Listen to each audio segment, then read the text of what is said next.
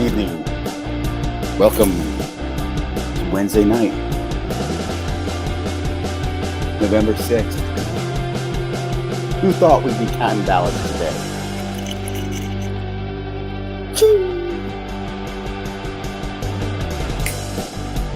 Okay, we're going to drop that down to a little more chill music there. A little what I call background tunes. Welcome, good evening. Thank you for stopping by.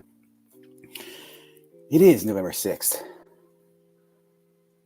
Wednesday, release day for Stadium Club Baseball, if you're into that. Very excited about that. Our Breakers are breaking tonight.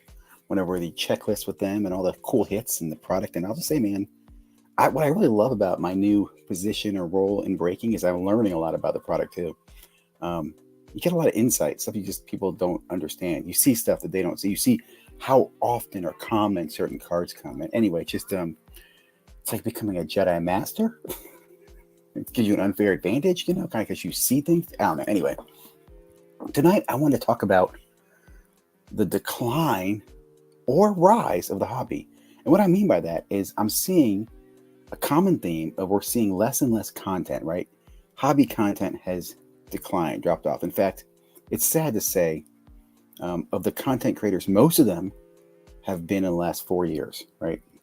Most of them, and that's not fair because there's a lot of great channels that have been out there for a long time, but their viewership has been small. Like they used to be less than 1,000. In fact, before COVID, the viewership of those over 1,000 was probably, I'm going to say maybe 1,000 sports card channels, and that's probably being generous. Maybe it's 100. Today, 1,000 is still a hard bar to get to, but there are a lot of channels at 1,000, and now many that are in the tens of thousands. So we're talking a little bit about that. And the idea of the decline came from listening to Sports Card Radio tonight, big fan. And Ryan, who I will say seems better. I kind of feel for him. I was exactly where he, I tried to reach out to him, and we have spoken, and I don't have the rapport with him, but I think he's at the part where you realize the matrix and you either get frustrated and you get angry about the situation and you eat the steak, like, damn, I just want to eat the steak. I know the steak's not real, but I want to believe, you're either there or you become what I think is a Neo and you just enjoy the matrix. But he's having kind of an interesting moment. Tomorrow night might be the last time that may be the last for a while. There's other uses of his time, money, whatever it is. I can totally understand. I mean, they were kind of dormant for a long time in 2020, 2021. And they were not as active. They became more active, I want to say, in 2022, 23. So I kind of understand. And I also say this too, as a content creator, you kind of get burnt out. There's certain peaks and valleys you go through. So I'm sad to see them not, I can't imagine Thursday night, tomorrow night, I'll be there because there might not be another Thursday night with Sports Card Radio. You also have the holidays going, Thanksgiving, Christmas, all those other stuff. So it makes sense, but maybe think about other channels. Like right now I'm between two slabs or between two, I like this guy over here. This guy, he's not that bad. Merlin's not bad. He's a cool guy. He's communicated.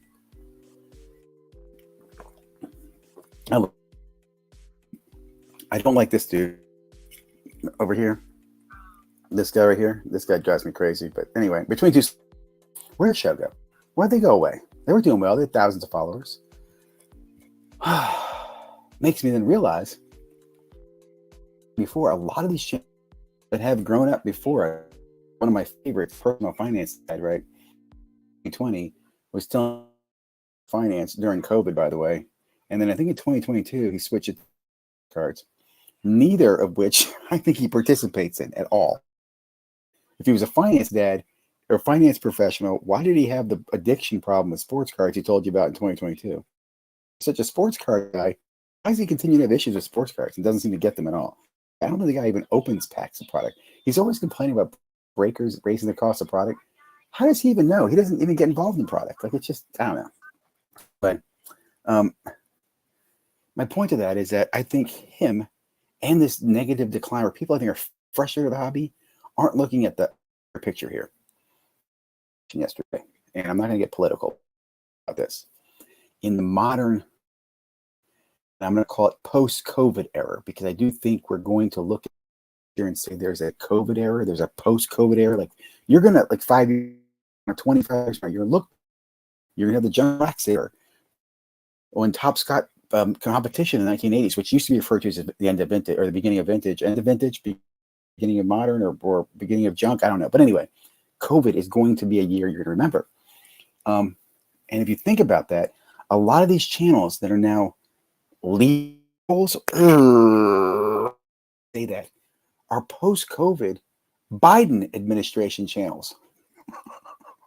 Now, I don't want to be political. They're not really anything to do with Biden, but they are under the Biden administration. I mean, Trump was only in the White House from, like, right, the COVID boom started, let's say April, right? Because March 11th is when Rudy Gobert got sick. And then April through the end of the year, and you had the election. So you had chaos and craziness. And I also say this too, those juicy checks that people got issued came from both administrations, Trump administration and the Biden administration. You correct me if I'm wrong, but both of them gave money to us back. It was a bipartisan fuel the fire type of thing. Both threw coal into the sports card market.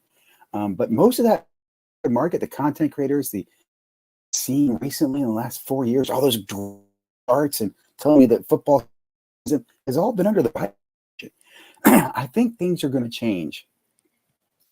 Crazy. Call me nuts. Two things.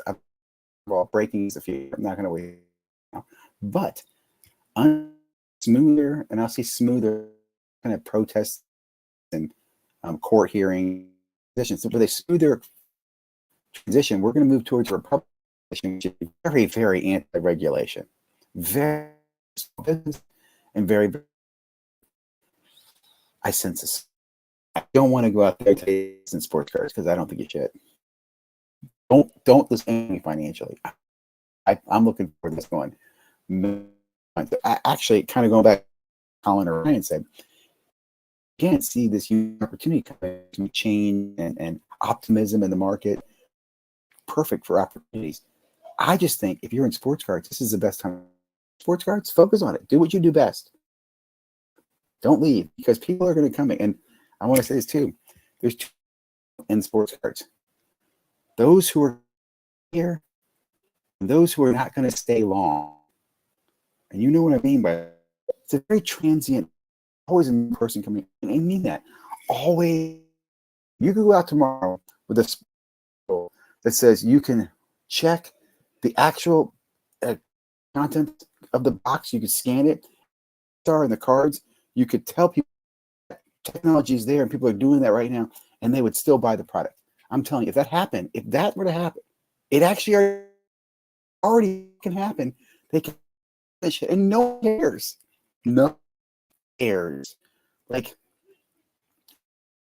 that a year and a half ago, somebody could leak the hey, I've got all the information of where all the major product and checklist and everything. No one would care. Isn't that crazy? And because of that, the hobby doesn't care. They've been here a long time. Oh, shit, I ain't leaving. I've seen too much to leave now, and I know too much to go away. Like, if I realize at middle night going, God, I could have made a ton of money off that rookie. Do you know what I mean? Like, let me 3 or 4 years in the future, single sports card, I'll stay there. There's some amazing rookie class that comes up and whatever athletes there. In the back of my head, I think it's a money for sports card. See what I'm saying? Once you know that, how do you leave that? It's just a matter of. So there's those who won't. There really are. For those, the modern hobby is absolutely a casino. It's about chases and risks and rewards. In fact, you listen to content creators. I love listening to them talk cards and their PC and how much they love them. Always dropping a valuation. I don't really care. You think it's interesting, like, oh, and it's got a really good value, got it for a great price. Why do you tell me that?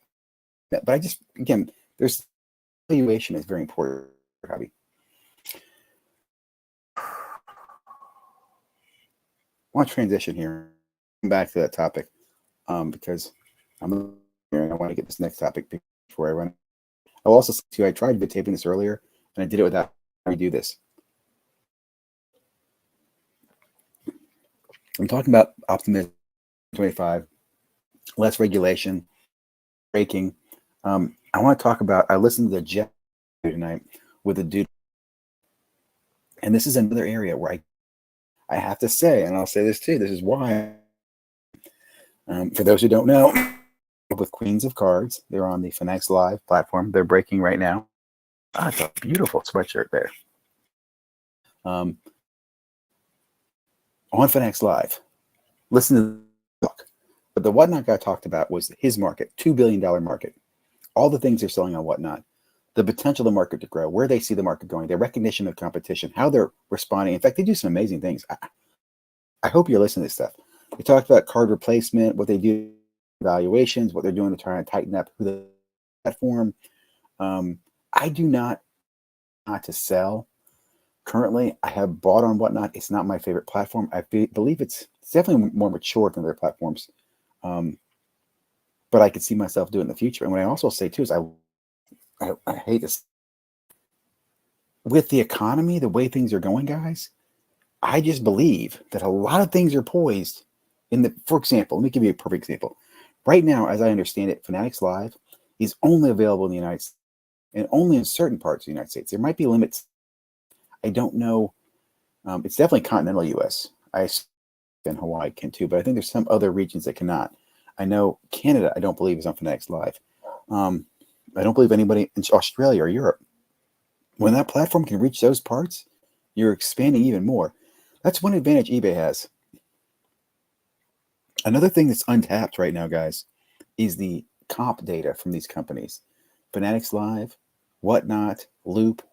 If we could get access to their sales data, and I think you will see this too. I'm not talking just the sales data of a card. I'm talking the sales data of breaks, and not just what people are posting them for, but what they're selling for.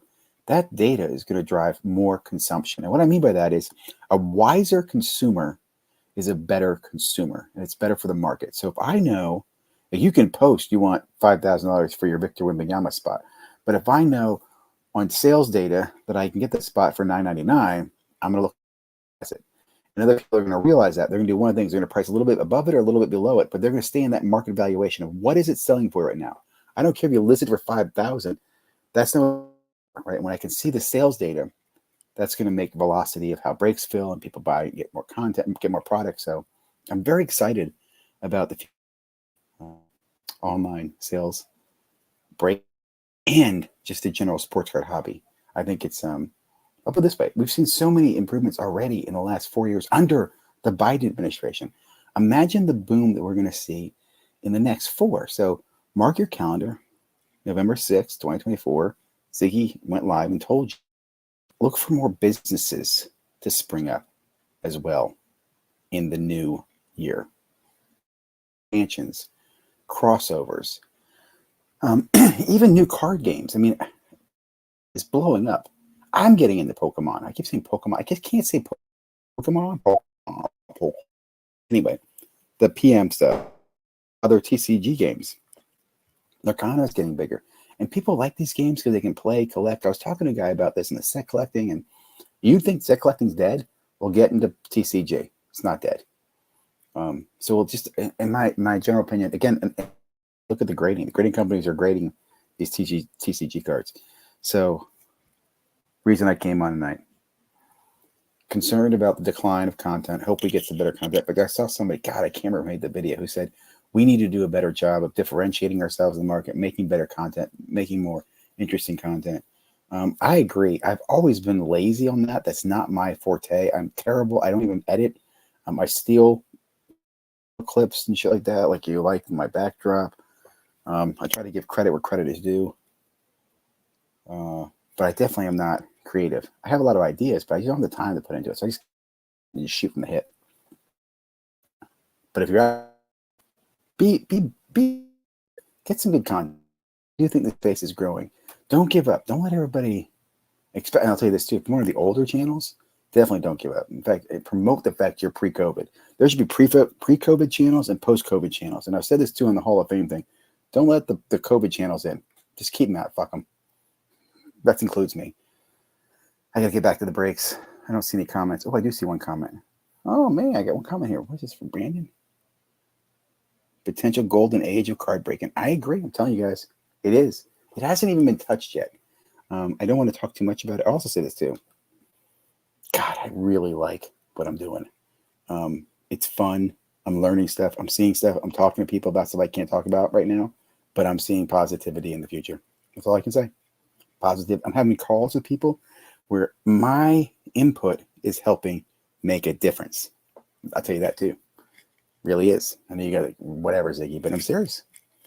And maybe you're scared about that. Maybe you're not. Don't worry. It's all going to be good. Brandon, it's good to hear from you, man. Thanks for stopping by. I really do appreciate it. The other people out there, like, comment, subscribe. We'll keep more of this coming. I'm enjoying it. High-speed internet, new laptop, content, more coming.